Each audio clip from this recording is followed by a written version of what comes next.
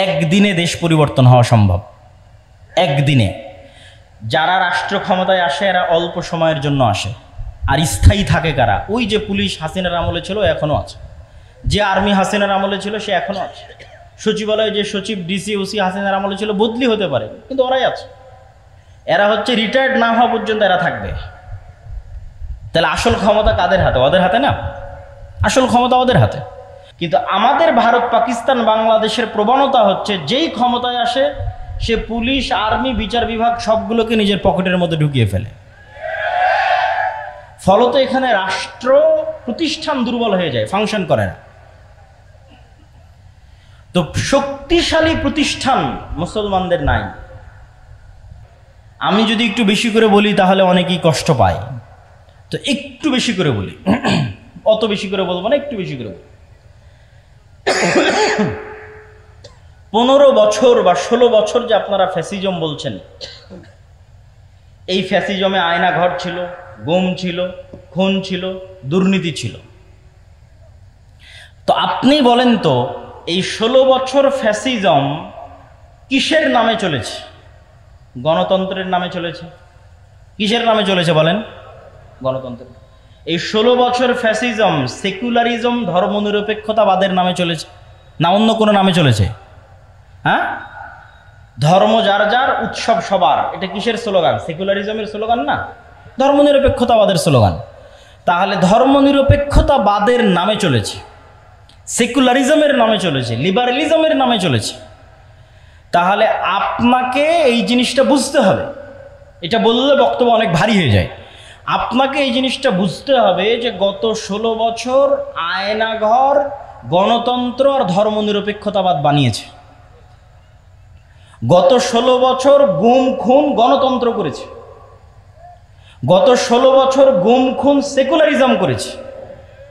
Secular system Democratic system করেছে, কোনো ব্যক্তি করেনি।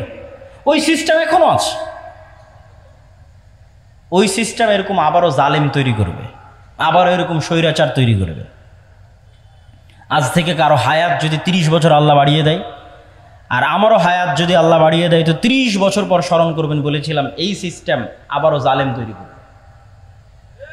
কেন? এটা হচ্ছে পাশ্চাত্য বিশ্বের সুবিধা, যে আমাদের সিস্টেম টিকে থাক, সবার রাগ নির্দিষ্ট ব্যক্তির উপর উঠুক। তো সবার রাগ নির্দিষ্ট ব্যক্তির উপর উঠে গেছে, নির্দিষ্ট ব্যক্তি পালিয়ে গেছে, সবাই ঠান্ডা হয়ে গেছে, কিন্তু সিস্টেম কিন্তু টিকে গেছে। তাহলে আপনাকে বুঝতে হবে যে এই যে বৈষম্য বিরোধী ছাত্র আন্দোলনে যদি 1700 নিহত হয়ে থাকে, তাহলে 1700 জনকে হত্যা করেছে কে বলেন তো? একটু জোরে বলেন দেখি, কে? এই 1700 জনকে হত্যা করেছে গণতন্ত্র এবং ধর্মনিরপেক্ষ মতবাদ। অনেক অনেক কঠিন কথা বলে দিলাম, কিন্তু এটিই সত্য। এটা যত দ্রুত মুসলমানেরা বুঝবে, তা আপনি তাহলে কি বলছেন তাহলে আপনি এই সিস্টেমকে অমান্য করে উপরে ফেলে দিবেন? এটা কখনোই বলিনি। কেননা আমরাই আপনাদের সামনে বক্তব্য দিয়েছি যে চলন্ত যার কাছে ক্ষমতা আছে, রাষ্ট্র ক্ষমতা আছে, তাকে আনুগত্য করতে হবে। আমরাই বক্তব্য দিয়েছি, এবং সেটার বিরুদ্ধে বিদ্রোহ করাকে আমরা খারিজি মতবাদ বলেছি। কিন্তু সমাধানের রাস্তা কোনটা? সমাধানের রাস্তা ওইটা। সেটা হচ্ছে মানুষ অবশ্যই বুঝবে যে এই সিস্টেম জালেম তৈরি করে, এই সিস্টেম স্বৈরাচার তৈরি করে, এই সিস্টেম দুর্নীতিবাজ তৈরি করে, এই সিস্টেম আমাদেরকে মাজলুম করে। কিন্তু এই সিস্টেমের বিরুদ্ধে শক্ত আওয়াজ তোলার জন্য আপনাদের প্রতিষ্ঠান লাগবে। এরকম 100 বছরও যদি রাজনীতি করেন, ভোট করেন, তো ওই পাওয়ার অর্জন করতে পারবেন না যে পাওয়ার একটা প্রতিষ্ঠানের থাকে, শক্তিশালী প্রতিষ্ঠানের থাকে। সম্মানিত উপস্থিতি, তাহলে আপনাদেরকে দিক নির্দেশনামূলক কি কি বললাম? 1 নাম্বার বলেছি ব্যাপক দাওয়াতি কাজ করতে হবে। 2 নাম্বার বলেছি সমাজ এবং দেশের সাথে সম্পৃক্ত থাকতে হবে। 3 নাম্বার বলেছি শক্তিশালী প্রতিষ্ঠান তৈরি করতে হবে। 4 নাম্বার পয়েন্টটা আগে সংক্ষিপ্ত আলোচনা করেছি, একটু আলাদা পয়েন্ট আকারে এখন বলি। 4 নাম্বার পয়েন্ট হচ্ছে এখন আপনার কাছে যত ছোটোখাটো প্রতিষ্ঠান আছে, যত ছোটোখাটো মসজিদ আছে, মাদ্রাসা আছে, দল আছে, সংগঠন আছে, এগুলোতে ন্যায়পরায়ণতা, সত্যবাদিতা প্রতিষ্ঠা করেন। যে কোনো একটা ছোট্ট মাদ্রাসায় ন্যায়পরায়ণতা, সত্যবাদিতা প্রতিষ্ঠা করেন। আল্লাহ কবুল করলে ওই মাদ্রাসা থেকে রাষ্ট্র ক্ষমতায় পৌঁছে দেবে। বেশি কিছু লাগবে না, এই 2টা গুণ লাগবে।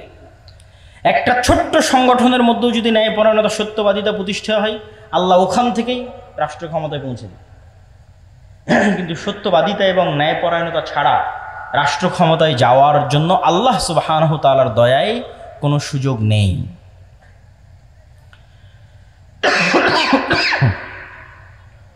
সম্মানিত উপস্থিতি, তাহলে আমরা আমাদের আলোচনার শেষের দিকে চলে আসি যে এই পরিবর্তিত পরিস্থিতিতে স্কুল, কলেজ, বিশ্ববিদ্যালয় সহ দেশব্যাপী যে দাওয়াতি কাজের পরিবেশ তৈরি হয়েছে, এই দাওয়াতি কাজের পরিবেশকে আল্লাহর পক্ষ থেকে নিয়ামত মনে করতে হবে, আল্লাহর পক্ষ থেকে দয়া মনে করতে হবে। আর এই ধরনের জালসা সম্মেলন কেন্দ্রিক দাওয়াতি কাজ থেকেও একটু বের হওয়ার চেষ্টা করতে হবে। জালসা সম্মেলন ভালো, কিন্তু জ্ঞান কেন্দ্রিক দাওয়াতি কাজ হচ্ছে টেকসই।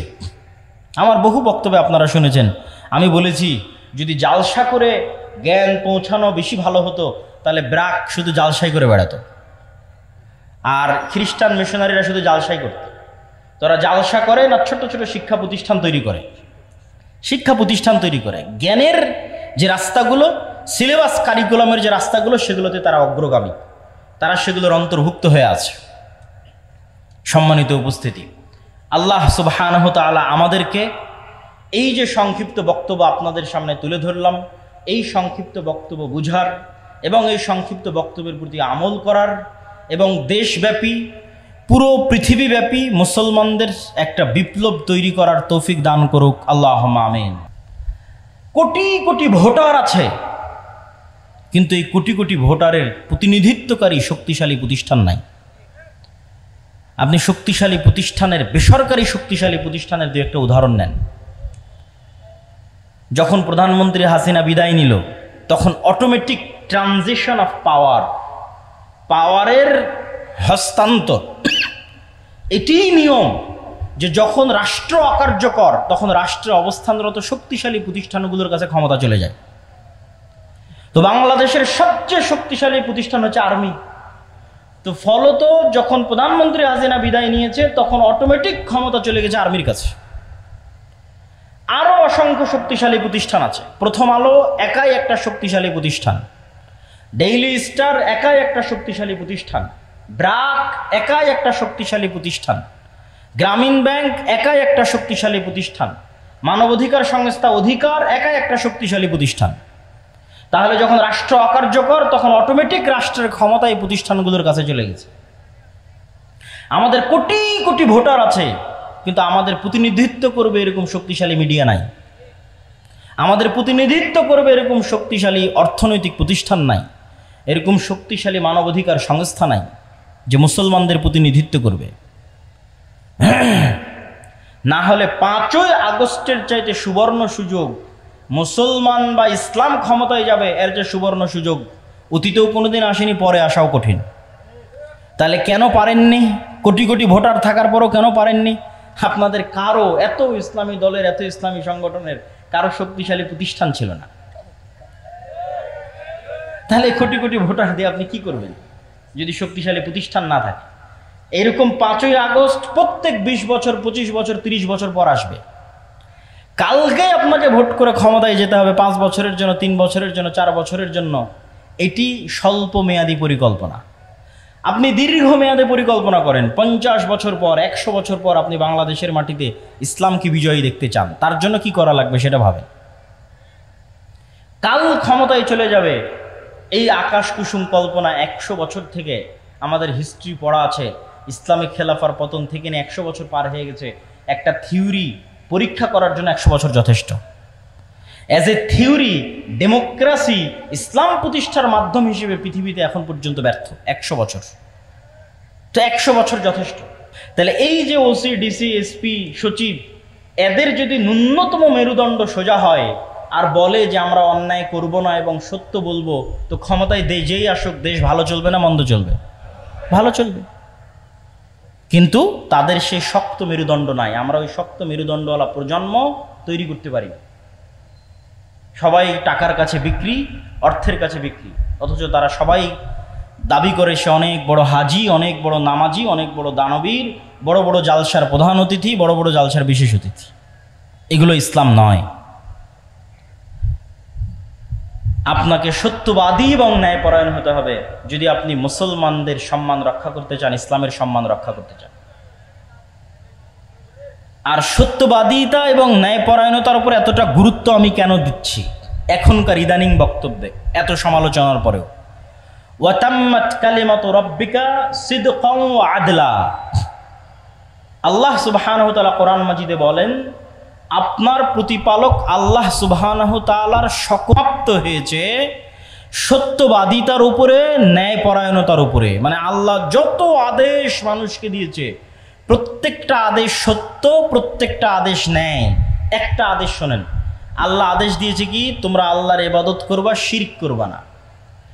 তো এবার কালেমা কি? লা ইলাহা ইল্লাল্লাহ। আল্লাহ ব্যতীত ইবাদতের যোগ্য কোনো সত্য মাবুদ নাই। মানে আল্লাহ ব্যতীত যে মাবুদগুলোর ইবাদত করা হয় এদের মধ্যে দুইটা গুণ আছে, এক ওরা মিথ্যা, আর দুই ওরা ইবাদতের অযোগ্য। তো যেটা ইবাদতের অযোগ্য ওটাই অন্যায়পরায়ণতা, ওটাই জুলম, আর ওটাই মিথ্যা। আর সত্য কোনটা? একমাত্র সত্যকে আল্লাহ। আর একমাত্র ইবাদতের যোগ্য ন্যায় কোনটা? আল্লাহর ইবাদত করা। এবং এটা হাদিসেও আছে, রাসূলুল্লাহ সাল্লাল্লাহু আলাইহি ওয়াসাল্লাম বলছেন, তোমরা কি জানো আল্লাহর হক মানুষের উপরে কি, আর মানুষের হক আল্লাহর উপরে কি? তো আল্লাহর হক মানুষের উপর হচ্ছে যে মানুষ ন্যায়পরায়ণ হবে আল্লাহর সাথে, যে ইবাদত আল্লাহ ব্যতীত অন্য কারো করবে না। এটা আল্লাহর সাথে ন্যায়পরায়ণতা, এটা আল্লাহর সাথে সত্যবাদিতা। এরকম করে ধরে ধরে ইসলামের প্রত্যেকটা হুকুমের মধ্যে সত্য আছে, ন্যায় আছে। সম্মানিত উপস্থিতি, তো আপনাকে আগে বুঝতে হবে যে ইসলামী রাষ্ট্র ব্যবস্থা মানে কি। ইসলামী রাষ্ট্র ব্যবস্থায় আপনার কি উপকার আছে, আপনার কি কল্যাণ আছে। ইসলামী রাষ্ট্র ব্যবস্থায় আপনার 6টা মৌলিক অধিকার সংরক্ষিত হবে। 5টা মৌলিক অধিকার দিয়েছে জাতিসংঘ, আর ইসলাম দিয়েছে 6টা মৌলিক অধিকার। অন্ন, বস্ত্র, শিক্ষা, স্বাস্থ্য, বাসস্থান, এগুলোর কথা তো আমরা জানি। তার সাথে ইসলাম আরও একটি যুক্ত করেছে, হচ্ছে সম্মান। আপনার সম্মান রক্ষা করা হবে ইসলামী রাষ্ট্রের দায়িত্ব। মানুষ যেন আপনার মানহানি করতে না পারে। ইসলামী রাষ্ট্র হয় কল্যাণমূলক রাষ্ট্র ব্যবস্থা। কল্যাণমূলক রাষ্ট্র ব্যবস্থায় সকল কিছুর জিম্মেদারি রাষ্ট্রের উপর। একজন মানুষ যদি না খেয়ে থাকে তাও দায়ী রাষ্ট্র। একজন মানুষের যদি ঘর না থাকে বসবাস করার জন্য, দায়ী রাষ্ট্র। একজন মানুষের যদি গায়ে কাপড় না থাকে, দায়ী রাষ্ট্র। এই জিম্মেদারি নেওয়া হচ্ছে ইসলামী রাষ্ট্র। সম্মানিত উপস্থিতি, তাহলে এই ধরনের ইসলামী রাষ্ট্র প্রতিষ্ঠার জন্য আমরা কি করতে পারি? আমরা কি তাহলে ভোটের রাজনীতিতে অংশগ্রহণের মাধ্যমে ইসলামী রাষ্ট্র প্রতিষ্ঠা করব? কেউ কেউ বলতে পারে, হ্যাঁ, আমি তাদের সাথে দ্বিমত করছি বা তার বিরোধিতা করছি, এটা নয়।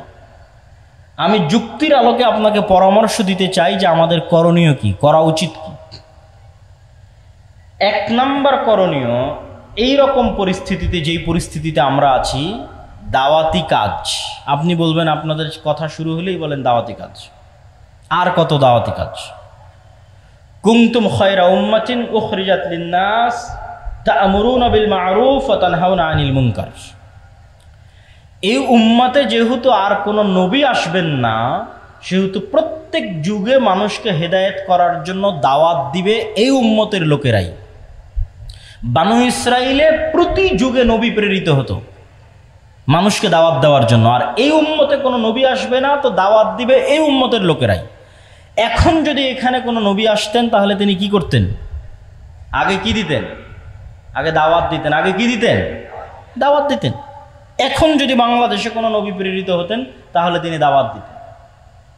তো যেহেতু নবী প্রেরিত হবেন না, তো দাওয়াতি কাজ অতীতেও ছিল, আজও থাকবে, ভবিষ্যতেও থাকবে। দাওয়াতি কাজে আমরা সফল নই কেন? নবীদের মতো ইখলাস, নবীদের মতো হিকমা, নবীদের মতো সবর, নবীদের মতো কৌশল, নবীদের মতো ভদ্র এবং নম্র আচরণের মাধ্যমে আমরা দাওয়াত দিতে পারিনি। যেখানে মূসা আলাইহিস সালাতু ওয়াস সালামকে ফেরাউনের নিকটে দাওয়াত দিতে পাঠানো হয়েছে, তারপরে বলা হচ্ছে ভালো ভাষায় কথা বলবে। আর আমারই আর এক মুসলিম ভাইকে দাওয়াত দিতে গিয়ে বলতেছে, তুই মুশরিক, তুই বেদাতি, তুই জাহান্নামী, তুই কাফের। তো তাহলে আমাদের দাওয়াতি স্ট্র্যাটেজির মধ্যে, পদ্ধতি কৌশলের মধ্যে ত্রুটি আছে। আমরা যত ইসলামী দল সংগঠন বলেন, আলেম ওলামা বলেন, রাষ্ট্রের টপ লেভেলে যদি কেউ দাওয়াত নিয়ে গিয়ে থাকে, তাহলে নিজের স্বার্থের জন্য নিয়ে গেছে বেশিরভাগ। আমরাও নিজের স্বার্থের জন্য নিয়ে গেছি। স্বার্থ মানে কি বুঝতে পারছেন? স্বার্থ মানে হচ্ছে আমার এই কাজটা আটকে আছে, এই কাজটা একটু করে দিতে হবে ভাইজান। ওসি, ডিসি, এসপি, মন্ত্রী সবার কাছে গেছি, ভাই আমার মাদ্রাসার এটা আটকে আছে, ভাই আমার এই দলের এটা আটকে আছে, ভাই আমার পত্রিকার এই সমস্যা হয়ে আছে, একটু কাজটা করে দেন। কেউই নিঃস্বার্থভাবে শুধু ইসলামের প্রতিনিধি হিসেবে তাকে ইসলামের দাওয়াত দিতে গেছে এরকম নাই। যে আপনি প্রধান উপদেষ্টা ডক্টর ইউনূস, আপনার কাছে আজকে কিছু চাইতে আসেনি, আপনার কাছে দাওয়াত দিতে এসেছি যে এই হলো আল্লাহর দাওয়াত, এই হলো আল্লাহর নবীর দাওয়াত, এর মধ্যে আপনার কল্যাণ আছে। এরকম নিঃস্বার্থ দাওয়াত নিয়ে যাবে নাই। আর নবীগণ সব সময় রাষ্ট্রের টপ লেভেলে দাওয়াত নিয়ে গেছেন নিঃস্বার্থ। ইব্রাহিম আলাইহিস সালাতু ওয়াস সালাম তৎকালীন যুগের রাষ্ট্রপ্রধান নমরুদকে হিট করেছেন নিঃস্বার্থভাবে। নমরুদের কাছে ইব্রাহিম আলাইহিস সালামের কোনো চাওয়া পাওয়া ছিল না। মুসা আলাইহিস সালাতু ওয়াস সালাম ফিরআউনকে হিট করেছেন নিঃস্বার্থভাবে। মুহাম্মদ সাল্লাল্লাহু আলাইহি ওয়াসাল্লাম আবু জাহাল, আবু লাহাবকে হিট করেছেন, দাওয়াত দিয়েছেন নিঃস্বার্থভাবে, কোনো চাওয়া পাওয়া নাই। চাওয়া পাওয়া না থাকার মাত্রাটা দেখেন, যে মুহাম্মদ সাল্লাল্লাহু আলাইহি ওয়াসাল্লাম যখন মাজলুম মক্কার মাটিতে, যখন তাকে সহযোগিতা করার মতো কেউ নাই, তখন আবু জাহাল মুহাম্মদ সাল্লাল্লাহু আলাইহি ওয়াসাল্লামকে প্রস্তাব দিচ্ছে যে আসো ক্ষমতা ভাগাভাগি করি, 1 বছর তোমার আল্লাহর ইবাদত হবে, আর 1 বছর আমাদের মূর্তির পূজা হবে। 1 বছর তোমার ইসলামের আইন অনুযায়ী দেশ চলবে, আর 1 বছর আমরা আমাদের মতো দেশ চালাবো। রাসূলুল্লাহ সাল্লাল্লাহু আলাইহি ওয়াসাল্লাম সেই দিন কি বলেছিলেন? লাকুম দীনুকুম ওয়ালিয়া দীন, লা আ'বুদু মা তা'বুদুন।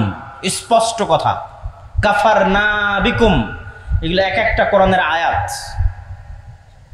কি বললেন? তোমাদের দিন তোমরা পালন করো, আমাদের দিন আমাকে আমার মতো পালন করতে দাও। তোমরা যার ইবাদত করো, আমি তার ইবাদত করতে পারবো না। কাফারনা বিকুম, তোমরা যার ইবাদত করো তাদের সাথে আমরা কুফরি করলাম। কত শক্ত কথা। ওয়াজতানিবুত তাগুত বলা আছে, যে তাগুতকে অস্বীকার করতে হবে। তো তোমরা যার ইবাদত করো, যেই মূর্তির, যেই শিরক করো, ওই শিরকের সাথে, ওই মূর্তির সাথে আমরা কুফরি করলাম। কাফারনা, অস্বীকার করলাম। আপোষের তো কোনো প্রশ্নই আসে না। এরকম নিঃস্বার্থ দাওয়াত আলেম ওলামাগণ, ইসলামী দল, ইসলামী সংগঠন নিঃস্বার্থভাবে নিয়ে যাবে, এটা হয়ে ওঠেনি। তাহলে 1 নম্বর হচ্ছে ব্যাপক দাওয়াতি কাজ করতে হবে, কিন্তু নিঃস্বার্থভাবে, ইখলাসের সাথে, ভালো ব্যবহারের সাথে, সবরের সাথে। 900 বছর দাওয়াত দিয়েছে নূহ আলাইহিস সালাতু ওয়াস সালাম। আমরা 16 বছরই ক্লান্ত হয়ে গেছি। দাওয়াত দিতে হবে। 2 নম্বর কাজ কি? 2 নম্বর কাজ হচ্ছে সমাজ এবং দেশের মানুষের সাথে সম্পৃক্ত থাকতে হবে। আজকে আলেম ওলামা, মসজিদ, মাদ্রাসা, সমাজ বিচ্ছিন্ন, ডিসকানেক্টেড ফ্রম দ্য সোসাইটি। সমাজের সাথে তাদের কোনো কানেকশন নাই। আমাদের কাজ কি? আমরা ঘরে বসে বই লিখব, গবেষণা করব, ক্যামেরার সামনে একটা ভিডিও রেকর্ড করব, অনলাইনে কোর্স পরিচালনা করব, বিশ্ববিদ্যালয়, মাদ্রাসায় টিচারি করব। সমাজ আর দেশ জান্নাতে গেল কি জাহান্নামে গেল দেখে লাভ নাই। অথচ আমাদের নবী মুহাম্মদ সাল্লাল্লাহু আলাইহি ওয়াসাল্লাম না বই লেখা জানতেন, না বই পড়া জানতেন। তাহলে আমার নবী গবেষকও ছিলেন না, আমার নবী লেখকও ছিলেন না, আর আমার নবী পিএইচডি ডিগ্রিধারীও ছিলেন না, আর আমার নবী কোনো বিশ্ববিদ্যালয়, মাদ্রাসায় চাকরিও করতেন না। তাহলে তিনি আল্লাহর কাছ থেকে জ্ঞান নিয়ে, মানে কোরআন শিখে, 5 ওয়াক্ত সালাত আদায় বাদে বাকি সময় মানুষের পিছনে দিতেন। কার বাড়িতে কে মরলো, কার মেয়ের বিয়ে, তো কে কষ্টে আছে, কার বাড়িতে খাবার নাই, কে ঋণগ্রস্ত আছে, মানুষের দুঃখ কষ্টের ভাগিদার এবং ভাগ বাটোয়ারার অংশীদার ছিলেন। মদিনা এবং মক্কায় বসবাসরত কোনো মানুষ মনে করবে যে আজকে সে বিপদগ্রস্ত আছে আর তার পাশে দাঁড়ানোর মতো মুহাম্মদ সাল্লাল্লাহু আলাইহি ওয়াসাল্লাম না, এটা অসম্ভব। তিনি সমাজের মানুষের সাথে ফুললি কানেক্টেড ছিলেন। আপনি সমাজ বিচ্ছিন্ন হয়ে কখনোই ইসলাম প্রতিষ্ঠা করতে পারবেন না। আর ইসলাম চার দেওয়ালের মধ্যে, মসজিদের চার দেওয়ালের মধ্যে সীমাবদ্ধ থাকার জিনিসও নয়। ইসলামকে রিপ্রেজেন্ট করতে হবে। আপনাকে ইসলামের প্রতিনিধি হিসেবে সমাজের মানুষের সাথে কানেক্টেড হতে হবে, যে ইসলাম কত সুন্দর এই মানুষের সাথে উঠা বসা করে দেখো কত সুন্দর। এই ইসলামের প্রতিনিধি, এর সাথে কথা বলে দেখো ইসলাম কত সুন্দর। আজকে আফগানিস্তানে যারা ক্ষমতায় এসেছে তাদের আকীদা নিয়ে সমালোচনা হতে পারে, তাদের বিশ্বাস নিয়ে ফতোয়া ফারায়েজ মাসলা মাসাইল নিয়ে মতভেদ থাকতে পারে, কিন্তু দুটো পয়েন্টে কোনো আফগানিও দ্বিমত করবে না যে তারা সত্যবাদী, ন্যায়পরায়ণ। কোথাও একটা টাকা দুর্নীতি হবে এটি তাদের দ্বারা বরদাস্ত করা সম্ভব নয়। তো তারা এই জায়গায় এসেছে কিভাবে? সমাজের মানুষের সাথে সম্পৃক্ত থেকে, সমাজের মানুষের দুঃখ কষ্টের অনুভূতির অংশীদার হয়ে, সমাজের মানুষের দায়িত্ব নিয়ে। যখন রাশিয়ার সাথে যুদ্ধের পর গোটা আফগানিস্তানে গৃহযুদ্ধ, কোনো ল অ্যান্ড অর্ডার নাই, যেমন আমাদের দেশে 3 দিন কোনো সরকার ছিল না, এরকম ল অ্যান্ড অর্ডার বিহীন অবস্থায় খুন, চুরি, রাহাজানি, ধর্ষণ একাকার। তখন এক মাদ্রাসার ছাত্ররা বের হয়ে এক জায়গায় ধর্ষকের শাস্তি প্রকাশ্যে বাস্তবায়ন করে দিয়েছে। তখন মানুষজন কি দেখল? যে এরা তো ন্যায়পরায়ণতা প্রতিষ্ঠা করতে জানে, এদের কাছেই তো আমাদের জানমাল নিরাপদ, আমাদের ধন সম্পদ নিরাপদ, আমাদের পরিবার পরিজন নিরাপদ। আমরা কি চাই? নিরাপত্তা চাই, শান্তি চাই। তো ওই নিরাপত্তা, ওই শান্তির গ্যারেন্টি বাংলাদেশে বসবাসরত ইসলামের যারা রিপ্রেজেন্টার, ইসলামকে যারা প্রতিনিধিত্ব করে, তারা দিতে পেরেছে কিনা? তারা তাদের ন্যায়পরায়ণতা, সত্যবাদিতা দিয়ে সেটা ফুটে তুলে ধরতে পেরেছে কিনা? অতএব আপনাদেরকে সমাজের সাথে কানেক্টেড থাকতে হবে। তাহলে 1 নাম্বার বললাম ব্যাপক দাওয়াতি কাজ করতে হবে, 2 নাম্বার বললাম সমাজের সাথে সম্পৃক্ত থাকতে হবে, 3 নাম্বার শক্তিশালী প্রতিষ্ঠান তৈরি করতে হবে। এবার আসবে আপনাদের গণতান্ত্রিক রাজনীতির উত্তর। শক্তিশালী প্রতিষ্ঠান মানে কি? ইউরোপ, আমেরিকা এবং ইংল্যান্ডে গণতন্ত্র কেন টেকসই? ইংল্যান্ড এবং আমেরিকাতে প্রতিষ্ঠানগুলো পাওয়ারফুল, এই জন্য টেকসই। প্রতিষ্ঠান পাওয়ারফুল মানে পুলিশ বাহিনী স্বাধীন স্বতন্ত্র, বিচার বিভাগ স্বাধীন স্বতন্ত্র। ক্ষমতায় বাইডেন কি ট্রাম্প সেটা বিষয় নয়, পুলিশ তার মতো ফাংশন করে, বিচার বিভাগ তার মতো ফাংশন করে। প্রাপ্ত হয়েছে সত্যবাদিতার উপরে, ন্যায়পরায়ণতার উপরে। মানে আল্লাহ যত আদেশ মানুষকে দিয়েছে প্রত্যেকটা আদেশ সত্য, প্রত্যেকটা আদেশ ন্যায়। একটা আদেশ শোনেন, আল্লাহ আদেশ দিয়েছে কি? তোমরা আল্লাহর ইবাদত করবা, শিরক করবা না। তো এবার কালেমা কি? লা ইলাহা ইল্লাল্লাহ, আল্লাহ ব্যতীত ইবাদতের যোগ্য কোনো সত্য মাবুদ নাই। মানে আল্লাহ ব্যতীত যে মাবুদগুলোর ইবাদত করা হয় এদের মধ্যে 2টা গুণ আছে, 1 ওরা মিথ্যা, আর 2 ওরা ইবাদতের অযোগ্য। তো যেটা ইবাদতের অযোগ্য ওটাই অন্যায়পরায়ণতা, ওটাই জুলম, আর ওটাই মিথ্যা। আর সত্য কোনটা? একমাত্র সত্যকে আল্লাহ। আর একমাত্র ইবাদতের যোগ্য ন্যায় কোনটা? আল্লাহর ইবাদত করা। এবং এটা হাদিসেও আছে, রাসূলুল্লাহ সাল্লাল্লাহু আলাইহি ওয়াসাল্লাম বলছেন, তোমরা কি জানো আল্লাহর হক মানুষের উপরে কি, আর মানুষের হক আল্লাহর উপরে কি? তো আল্লাহর হক মানুষের উপর হচ্ছে যে মানুষ ন্যায়পরায়ণ হবে আল্লাহর সাথে, যে ইবাদত আল্লাহ ব্যতীত অন্য কারো করবে না। এটা আল্লাহর সাথে ন্যায়পরায়ণতা, এটা আল্লাহর সাথে সত্যবাদিতা। এরকম করে ধরে ধরে ইসলামের প্রত্যেকটা হুকুমের মধ্যে সত্য আছে, ন্যায় আছে। সম্মানিত উপস্থিতি, তো আপনাকে আগে বুঝতে হবে যে ইসলামী রাষ্ট্র ব্যবস্থা মানে কি। ইসলামী রাষ্ট্র ব্যবস্থায় আপনার কি উপকার আছে, আপনার কি কল্যাণ আছে। ইসলামী রাষ্ট্র ব্যবস্থায় আপনার 6টা মৌলিক অধিকার সংরক্ষিত হবে। 5টা মৌলিক অধিকার দিয়েছে জাতিসংঘ, আর ইসলাম দিয়েছে 6টা মৌলিক অধিকার। অন্ন, বস্ত্র, শিক্ষা, স্বাস্থ্য, বাসস্থান, এগুলোর কথা তো আমরা জানি। তার সাথে ইসলাম আরো একটি যুক্ত করেছে, হচ্ছে সম্মান। আপনার সম্মান রক্ষা করা হবে, ইসলামী রাষ্ট্রের দায়িত্ব। মানুষ যেন আপনার মানহানি করতে না পারে। ইসলামী রাষ্ট্র হয় কল্যাণমূলক রাষ্ট্র ব্যবস্থা। কল্যাণমূলক রাষ্ট্র ব্যবস্থায় সকল কিছুর জিম্মেদারি রাষ্ট্রের উপর। একজন মানুষ যদি না খেয়ে থাকে তাও দায়ী রাষ্ট্র। একজন মানুষের যদি ঘর না থাকে বসবাস করার জন্য, দায়ী রাষ্ট্র। একজন মানুষের যদি গায়ে কাপড় না থাকে, দায়ী রাষ্ট্র। এই জিম্মেদারি নেওয়া হচ্ছে ইসলামী রাষ্ট্র। সম্মানিত উপস্থিতি, তাহলে এই ধরনের ইসলামী রাষ্ট্র প্রতিষ্ঠার জন্য আমরা কি করতে পারি? আমরা কি তাহলে ভোটের রাজনীতিতে অংশগ্রহণের মাধ্যমে ইসলামী রাষ্ট্র প্রতিষ্ঠা করব? কেউ কেউ বলতে পারে, হ্যাঁ, আমি তাদের সাথে দ্বিমত করছি বা তার বিরোধিতা করছি, এটা নয়। আমি যুক্তির আলোকে আপনাকে পরামর্শ দিতে চাই যে আমাদের করণীয় কি, করা উচিত কি। 1 নাম্বার করণীয়, এই রকম পরিস্থিতিতে, যেই পরিস্থিতিতে আমরা আছি, দাওয়াতি কাজ। আপনি বলবেন, আপনাদের কথা শুরু হলেই বলেন দাওয়াতি কাজ। আর কত দাওয়াতি কাজ? কুনতুম খায়রা উম্মাতিন উখরিজাত লিন-নাস তা'মুরুনা বিল মা'রুফ ওয়া তানহাউনা আনিল মুনকার। এই উম্মতে যেহেতু আর কোনো নবী আসবেন না, সেহেতু প্রত্যেক যুগে মানুষকে হেদায়েত করার জন্য দাওয়াত দিবে এই উম্মতের লোকেরাই। বানু ইসরাইলে প্রতি যুগে নবী প্রেরিত হতো মানুষকে দাওয়াত দেওয়ার জন্য, আর এই উম্মতে কোনো নবী আসবে না, তো দাওয়াত দিবে এই উম্মতের লোকেরাই। এখন যদি এখানে কোনো নবী আসতেন, তাহলে তিনি কি করতেন? আগে কি দিতেন? আগে দাওয়াত দিতেন। আগে কি দিতেন? দাওয়াত দিতেন। এখন যদি বাংলাদেশে কোনো নবী প্রেরিত হতেন, তাহলে তিনি দাওয়াত দিতেন।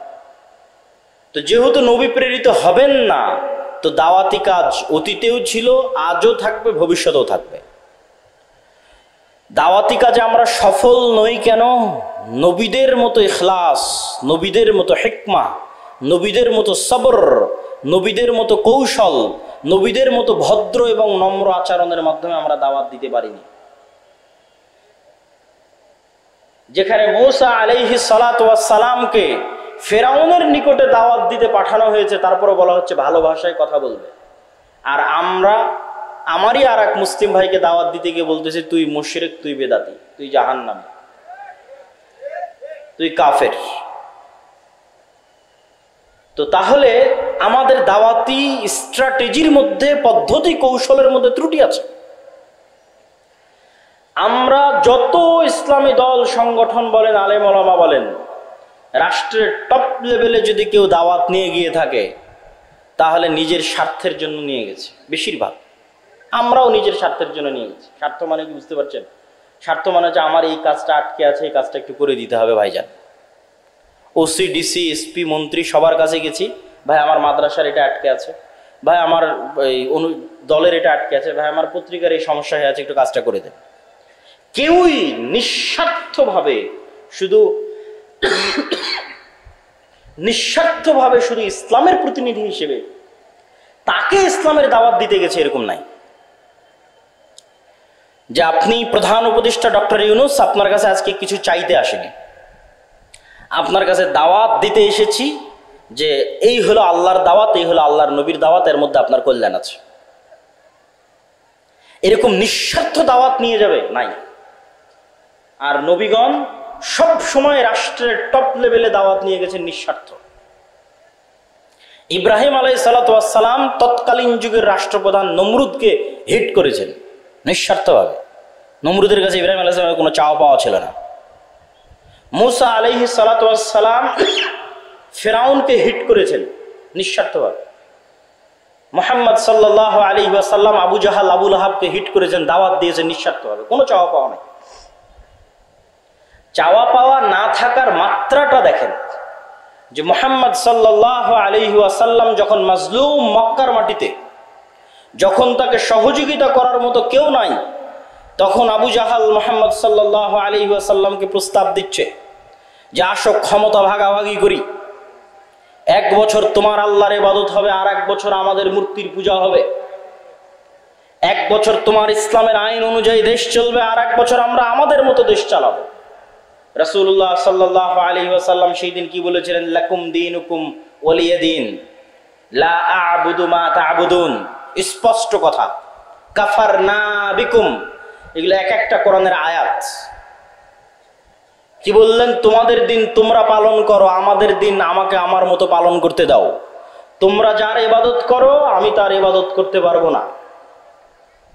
কাফারনা বিকুম, তোমরা যার ইবাদত করো তাদের সাথে আমরা কুফরি করলাম। কত শক্ত কথা। ওয়াজতানিবুত তাগুত বলা আছে যে তাগুতকে অস্বীকার করতে হবে। তো তোমরা যার ইবাদত করো, যেই মূর্তির যেই শিরক করো, ওই শিরকের সাথে ওই মূর্তির সাথে আমরা কুফরি করলাম। কাফারনা, অস্বীকার করলাম। আপোষের তো কোনো প্রশ্নই আসে না। এইরকম নিঃস্বার্থ দাওয়াত আলেম ওলামাগণ, ইসলামী দল, ইসলামী সংগঠন নিঃস্বার্থভাবে নিয়ে যাবে, এটা হয়ে ওঠেনি। তাহলে এক নম্বর হচ্ছে ব্যাপক দাওয়াতি কাজ করতে হবে, কিন্তু নিঃস্বার্থভাবে, ইখলাসের সাথে, ভালো ব্যবহারের সাথে, সবরের সাথে। 900 বছর দাওয়াত দিয়েছে নূহ আলাইহিস সালাতু ওয়াস সালাম। আমরা 16 বছরই ক্লান্ত হয়ে গেছি। দাওয়াত দিতে হবে। 2 নম্বর